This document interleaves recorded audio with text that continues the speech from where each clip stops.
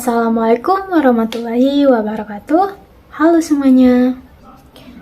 Sebelumnya perkenalkan, nama saya Zufia Zahwa Auliana dengan NIM G1C122064 dari Ruang 2. Saya merupakan mahasiswa psikologi angkatan 2022.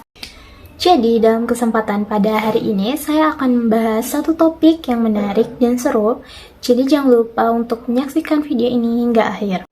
Nah, di dalam kehidupan ini pastinya setiap orang itu pernah mengalami kejadian buruk yang mungkin menyebabkan stres ataupun tekanan yang berat hingga orang tersebut kesulitan untuk melanjutkan kehidupannya atau menjalankan aktivitasnya sehari-hari.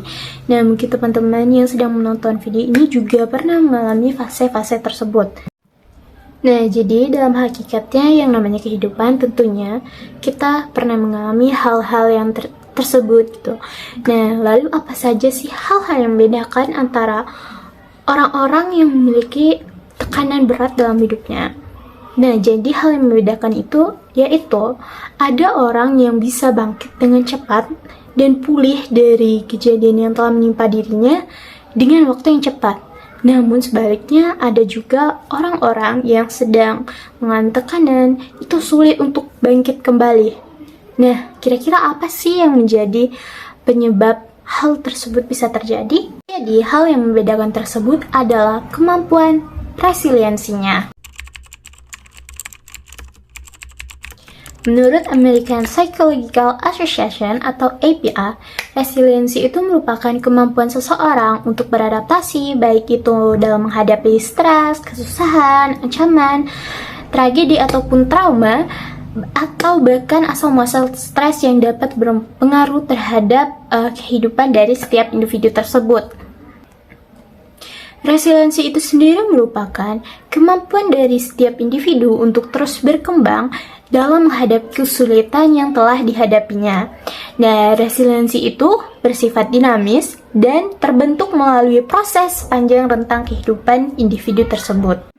Nah, selain itu, menurut Ravitch dan Said 2002, resiliensi itu adalah kemampuan seseorang dalam mengatasi, melalui, dan juga kembali kepada kondisi semula setelah mengalami kejadian yang menekan dalam dirinya.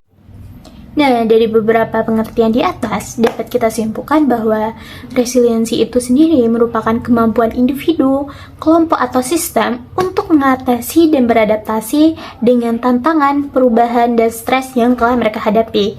Nah, kemampuan ini tuh melibatkan kemampuan untuk pulih dan bangkit setelah mengalami kesulitan atau trauma. Menurut Ravitch dan Said 2002, ada 7 faktor yang mempengaruhi resiliensi dalam diri seseorang. Faktor yang pertama yaitu emotion regulation atau pengaturan emosi. Nah, jadi pengaturan emosi ini merupakan kemampuan seseorang untuk menjaga ketenangan dan kendali diri meskipun dalam situasi yang menekan. Faktor yang kedua yaitu impulse control atau pengendalian diri. Individu yang memiliki tingkat pengendalian diri yang tinggi, maka akan lebih mampu untuk mengatur emosinya. Kemampuan individu untuk mengendalikan dorongan itu sangat penting agar setiap tindakan yang diambil itu tetap dalam kendali diri dan tidak kehilangan kendali. Faktor yang ketiga yaitu optimis. Nah, optimisme itu adalah suatu keyakinan bahwa segala sesuatu yang memiliki potensi untuk membaik, memiliki harapan terhadap masa depan, dan percaya bahwa kita itu memiliki kemampuan untuk mengendalikan arah kehidupan sesuai keinginan kita sendiri. Faktor yang keempat yaitu causal analysis atau analisis penyebab masalah.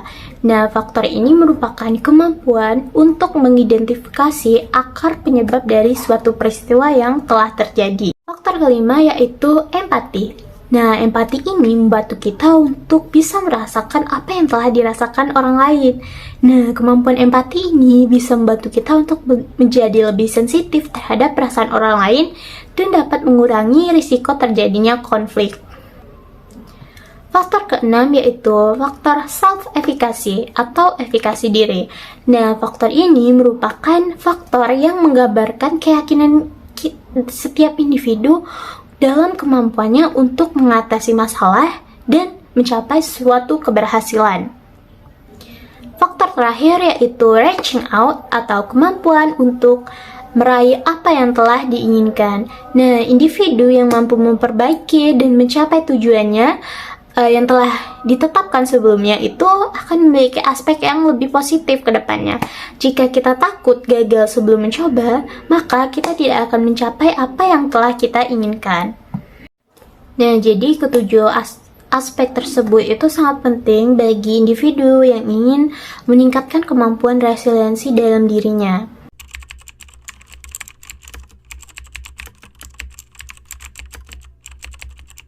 Nah, lalu apa aja sih manfaat dari resiliensi? Manfaat dari resiliensi itu yang pertama yaitu dapat mengurangi risiko untuk mengalami berbagai konsekuensi yang bersifat negatif setelah adanya suatu kejadian yang menekan. Nah, manfaat kedua yaitu dapat mengurangi kemungkinan munculnya rantai reaksi yang negatif setelah peristiwa yang menekan. Manfaat ketiga yaitu mampu menjaga harga diri dan rasa percaya diri, serta rasa mampu terhadap diri kita sendiri. Manfaat yang keempat yaitu dapat meningkatkan kesempatan seseorang untuk terus berkembang ke depannya. Lalu, bagaimana sih sebenarnya cara kita untuk dapat membangun resiliensi?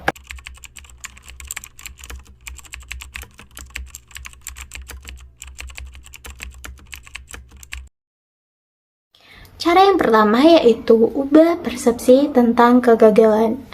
Nah, kita harus meyakini dalam diri kita sendiri bahwa suatu kegagalan itu merupakan hal yang biasa untuk mencapai cita-cita kita.